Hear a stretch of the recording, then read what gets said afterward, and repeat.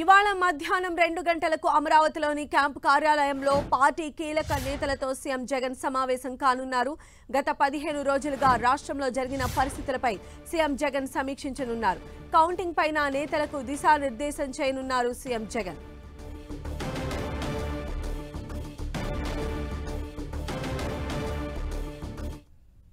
పర్యటన ముగించుకొని సీఎం జగన్ తాడేపల్లి చేరుకున్నారు. ఈ రోజు మధ్యాహ్నం 2 గంటలకు శ్రేణులతో కూడా ఆయన డిస్కస్ చేసే సమావేశం ఏర్పాటు చేయబోతున్నారు. మరిన్ని అప్డేట్స్ కూడా తెలుసుకుందాం. మా ప్రతినిధి దుర్గా మనకు అందుబాటులో ఉన్నారు. దుర్గా,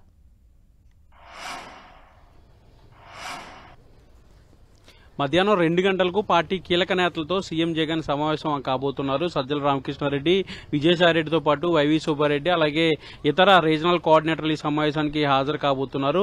ప్రస్తుతం రాష్ట్రంలో ఉన్నటువంటి రాజకీయ పరిస్థితులపైన, గడిచినటువంటి 15 రోజుల నుంచి జరిగినటువంటి రాజకీయ వ్యవహారాలపైన కూడా చర్చించబోతున్నారు. ముఖ్యంగా పల్నాడులో జరిగినటువంటి ఘర్షణలు, దాంతోపాటు రాయలసీమలో జరిగినటువంటి ఘర్షణలు, తర్వాత ఈసీ వ్యవహరించినటువంటి తీరు, ముఖ్యంగా పోలీసులు వ్యవహరించినటువంటి తీరు, ఈ మొత్తం ఈ అన్ని అంశాలకి సంబంధించి సీఎం జగన్ సమీక్ష చేయబోతున్నారు. దీంతో పాటు ఈ రోజు పోస్టల్ బ్యాలెట్ కి సంబంధించి వైసీపీ ఏదైతే అభ్యంతరం వ్యక్తం చేస్తూ హైకోర్టును ఆశ్రయించిందో హైకోర్టుకు సంబంధించినటువంటి తీర్పు కూడా ఈ రోజు రాబోతుంది. దీంతో పాటు ఈ రోజు సాయంత్రం ఎగ్జిట్ పోల్స్ కూడా రాబోతున్నాయి. కాబట్టి వీటన్నింటి నేపథ్యంలో సీఎం జగన్ కీలక సమావేశం నిర్వహించబోతున్నారు.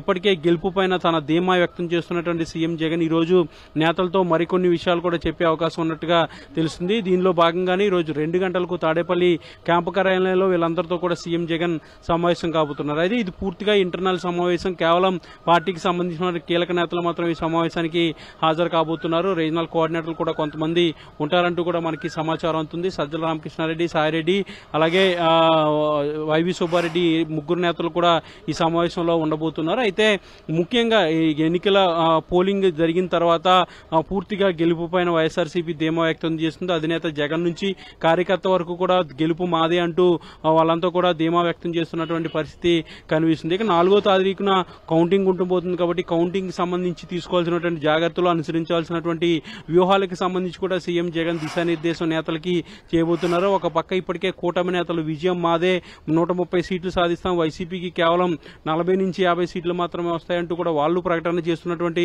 నేపథ్యం. మేము మాత్రం 150 దాటి సీట్లు వస్తాయంటూ కూడా సీఎం జగన్ ఆల్రెడీ గతంలోనే ప్రకటన చేశారు. 2019 ఎన్నికల్లో 151 స్థానాలతో వైఎస్ఆర్సీపీ అధికారంలోకి వచ్చింది. అంతకు మించిన మెజార్టీ వస్తుంది, దేశం మొత్తం షాక్ అవుతుందంటూ కూడా సీఎం జగన్ ఆల్రెడీ కామెంట్ చేసినటువంటి నేపథ్యంలో ఎలాంటి ఫలితాలు వస్తాయనే దానికి సంబంధించి రాష్ట్రం అంతా కూడా ఉత్కంఠగా ఎదురు చూస్తున్నారు. అటుపక్క పార్టీ నేతలతో పాటు రాష్ట్ర ప్రజలు కూడా ఉత్కంఠగా ఎదురు చూస్తున్నటువంటి పరిస్థితుల్లో కౌంటింగ్ ఏదైతే ఉంటుందో కౌంటింగ్ కి సంబంధించి వివాదాలు తలెత్తకుండా, ఎక్కడ ఘర్షణలు జరగకుండా చూడాలంటూ కూడా ఇప్పటికే ఈసీకి వైఎస్ఆర్సీపీ ఫిర్యాదు చేసింది. ఏదైతే నిబంధనలు ఇచ్చారో పోస్టల్ బ్యాలెట్ కి సంబంధించి, ఆ పోస్టల్ బ్యాలెట్ సంబంధించినటువంటి న్యాయ పోరాటం కూడా ఆల్రెడీ వైఎస్ఆర్సీపీ చేస్తుంది. హైకోర్టులో తీర్పు కూడా రిజర్వ్ ఉంది. ఈ రోజు దానికి సంబంధించినటువంటి తీర్పు కూడా వెలువడే అవకాశం ఉన్నటువంటి నేపథ్యంలో మొత్తం అన్ని విషయాలకు సంబంధించి కూడా సీఎం జగన్ నేతలతో సమావేశం కాబోతున్నారు. నేతల సమావేశం తర్వాత సీఎం జగన్ ఏం చెప్పారు, ఎలాంటి ధీమా గెలుపు పైన వ్యక్తం చేశారు అనేది కూడా మళ్ళీ మనకి తెలిసే అవకాశం కనిపిస్తుంది. సంధ్య, దుర్గా, ఆయన లేని 2 వీక్స్ లో కూడా చాలా పరిణామాలు చోటు చేసుకున్నాయి. వైసీపీ సర్కార్ కి సంబంధించినటువంటి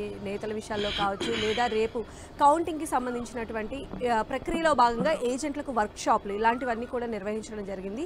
ఈ రోజు ఈ 2 అంశాలే ప్రధాన ఎజెండాగా ఈ సమావేశం కొనసాగబోతుంది.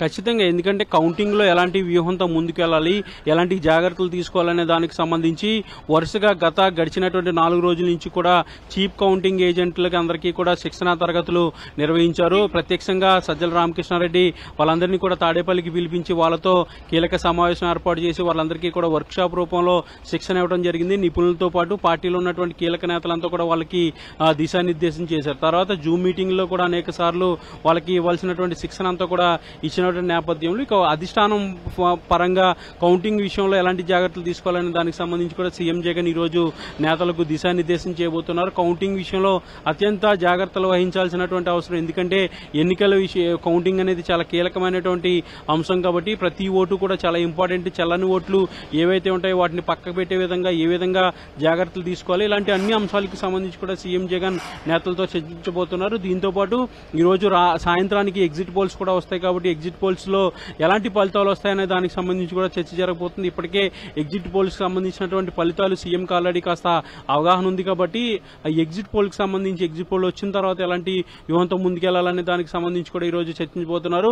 ఓవరాల్ గా గడిచినటువంటి 15 రోజుల నుంచి కూడా రాష్ట్రంలో జరిగినటువంటి పరిణామాలతో గురించి చర్చించడంతో పాటు కౌంటింగ్ విషయాలపైన ప్రధానంగా ఫోకస్ పెడుతూ ఈ రోజు సమావేశం అయితే జరగబోతుంది. సంధ్య, అయితే మొన్న మనం చూసాము ఆయన వెకేషన్ కి వెళ్లే ముందు కూడా ఐపాక్ టీమ్ తో కూర్చొని సంప్రదింపులు చేసి ఆ తర్వాత అంటే ఖచ్చితంగా వైసీపీ గవర్నమెంట్ ఫామ్ చేస్తుందని ఎంతో ధీమాగా చెప్పినటువంటి పరిస్థితి కనిపిస్తోంది. సో మీరన్నట్టుగా ఈ రోజు కనుక ఎగ్జిట్ పోల్స్ అదే ఫలితాలు రిపీట్ చేస్తాయని ఆశాభావం వ్యక్తం చేస్తున్నారా?